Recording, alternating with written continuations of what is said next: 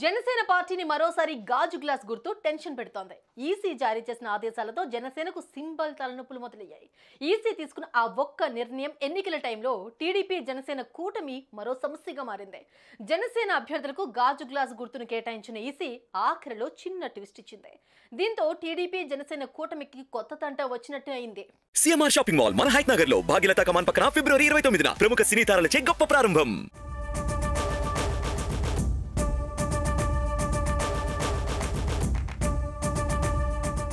AP ఎన్నికల్లో కూటమిగా బరిలో దిగుతున్న తెలుగుదేశం జనసేన సీట్ల సర్దుబాటులో ప్రకటన లేకుండానే ఒక్కసారిగా ఉమ్మడి జాబితా విడుదలైంది.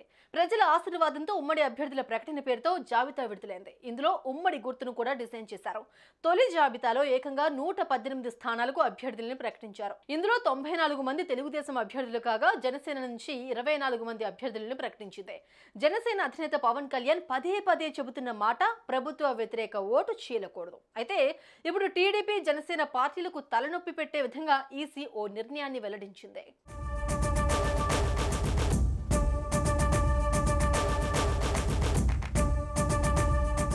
పొత్తుల్లో భాగంగా 24 అసెంబ్లీ 3 పార్లమెంటు స్థానాల్లో జనసేన ఎన్నికల బరిలో దిగనుంది. ఇక 94 అసెంబ్లీ సీట్లలో టీడీపీ పోటీ చేయనుంది. ఇక మిగిలిన 22 పార్లమెంటు స్థానాలలో టీడీపీ పోటీ చేయనుంది. అయితే ఇప్పుడు టీడీపీ జనసేనకు ఈసీ నిర్ణయం పెద్ద తలనొప్పిగా మారే అవకాశం కనిపిస్తోంది. జనసేన అభ్యర్థులకు గాజు గ్లాసు గుర్తు కేటాయించాలని ఈసీ ఆదేశాలు ఇచ్చింది. అదే సమయంలో జనసేన బరిలో లేని స్థానాల్లో అదే గాజు గ్లాసు గుర్తును ఫ్రీ సింబల్ జాబితాలో పెట్టొచ్చని నిర్ణయం తీసుకుంది.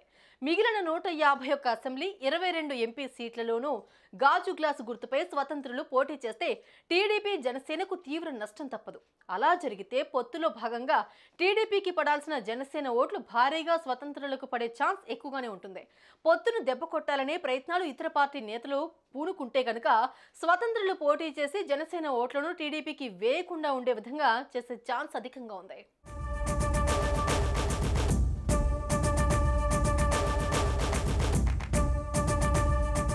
గత నెల జనవరి 25న జనసేన పార్టీ తరపున పోటీ చేసే అభ్యర్థులకు గాజు గ్లాసు గుర్తును కేటాయించాలని ఈసీ ఏపీ ఎన్నికల ప్రధాన అధికారికి ఆదేశాలు జారీ చేసింది. అయితే గాజు గ్లాసు గుర్తు రద్దు చేయాలని రాష్ట్రీయ ప్రజా కాంగ్రెస్ పార్టీ ఏపీ హైకోర్టులో పిటిషన్ దాఖలైంది. గాజు గ్లాసు గుర్తు కేటాయించడం ఎన్నికల నిబంధనలకు విరుద్ధమన్నారు. గతేడాది మే 13న గాజు గ్లాసును ఫ్రీ సింబల్గా ఈసీ ప్రకటించిందని గుర్తు చేశారు. గాజు గ్లాసు గుర్తు తమకు కేటాయించాలని ఈసీకి రాష్ట్రీయ ప్రజా కాంగ్రెస్ దరఖాస్తు చేసుకుంది. అయితే విచారణలో గాజు గ్లాసు గుర్తును జనసేనకే కేటాయించింది.